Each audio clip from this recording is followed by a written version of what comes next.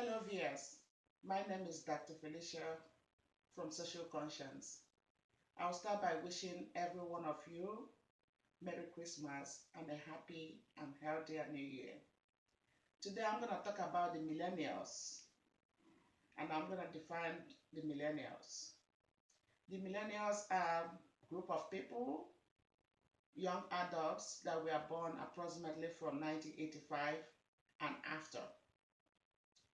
This generation of young adults have been described as having a sense of entitlement. The question today is, are the millennials going to be blamed for their sense of entitlement, for being described as lazy, entitled, narcissistic, selfish, unfocused, with no moral compass or conscience? Those are the tough words to describe our children. Are they going to be blamed for their behavior, for their sense of entitlement? That is what I'm going to talk about today. The millennials feel entitled and feel the way they do because of so many factors. So we cannot entirely blame them for the way they are behaving these days. We have four major factors that cause them to behave the way they behave, even though they themselves should take responsibility for their behavior. One is parental practices. Two is the environment. Three is the school practices. Four is the general impatience.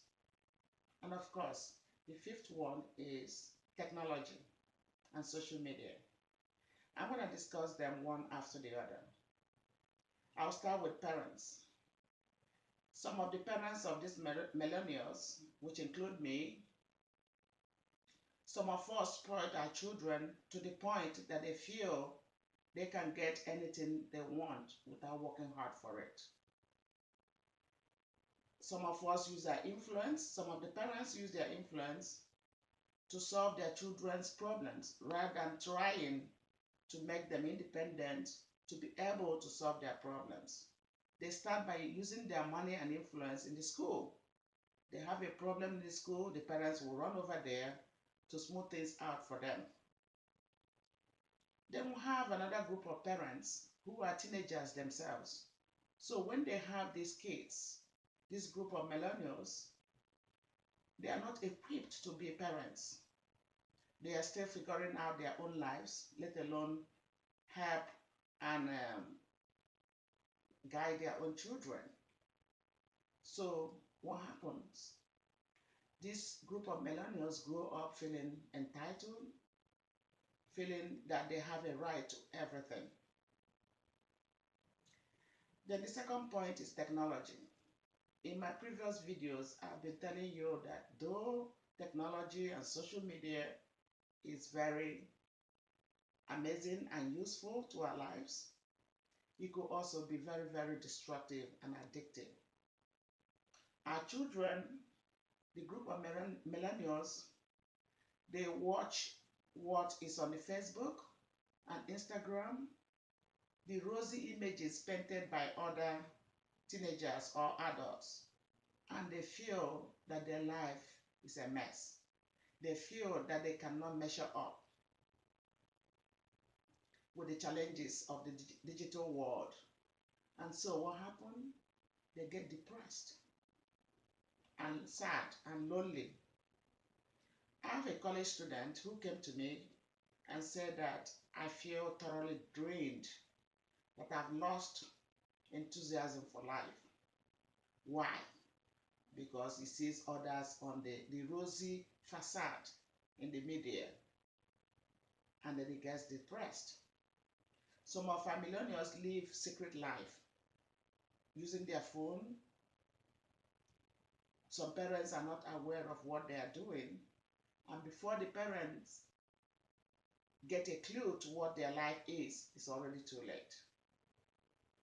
So The social media, to some extent, has a share of the blame. And my third point is the schools.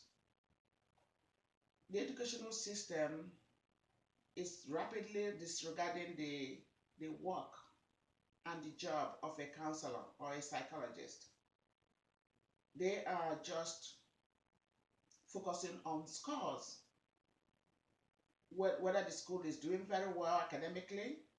What about social and emotional life? They do not hire enough counselors to speak to these kids with low self-esteem. They were already born with low self-esteem, some of them. It's the job of the counselors and psychologists to try to teach them social skills, the way to talk and initiate conversations and sustain that conversation, the way to interact with others successfully. Haven't you witnessed every one of us who go to the elevator and everybody gets in and nobody talks to each other? They just look at the numbers, waiting for their floor to arrive. That is so sad. If we adults can do that, what about our children? The third point or the fourth point is the general impatience. Not just our millennials, even the adults, including me. Some of my friends knows that I say that patience has never been my strong suit. And that applies to most of us, and especially our children. We are in a rush to pursue a career. We are in a rush to um, get money. So what do we have? We have financial stress. We have emotional stress. We have career stress. And this trickles down to our children. And they want to achieve something right now. Impatience. And millennials want instant gratification. They don't have time to count the single dollars. They just want to use the plastic, the credit card or debit card, and swipe and get what they want. They go online and shop without worrying, and it's delivered. The item is delivered at their doorstep. So we don't do anything. We don't have patience to follow the natural process of life, and that is sad. The last but not the least is the environment.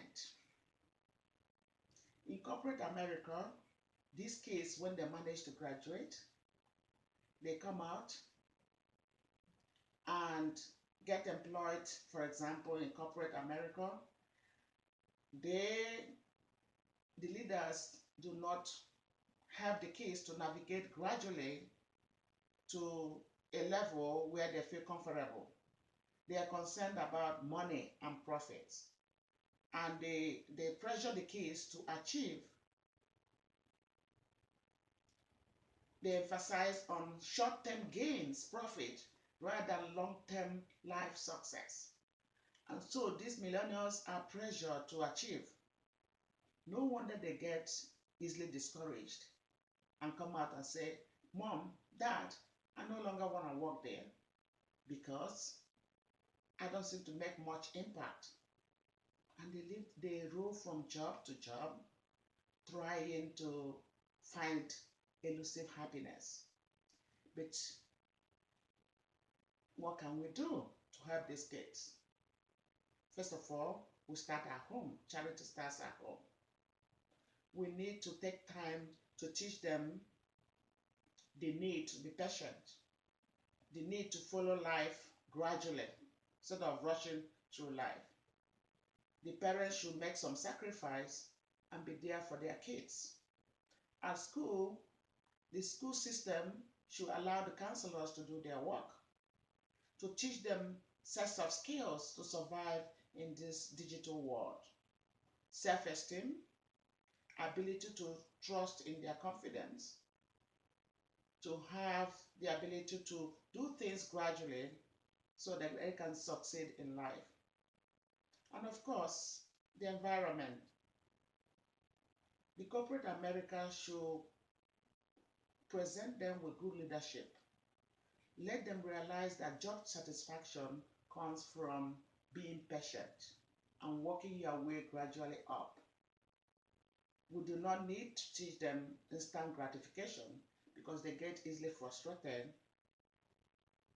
and give up. Lastly, but not the least, we should, our parents and the general public, monitor the use of our children's smartphone, Facebook, and Instagram. Because when you go to Instagram or Facebook, you see rosy images of people, but they may not actually be happy. And our children look at them and get depressed. Research has shown that a lot of people that are addicted to their cell phone or social media are prone to more depression than those who are not addicted. So we should minimize the use of this technology in our life before it ruins our own life and the life of our children. This has been Social Conscience and Voice of Moderation. Once again, I wish you a Merry Christmas and Happy New Year.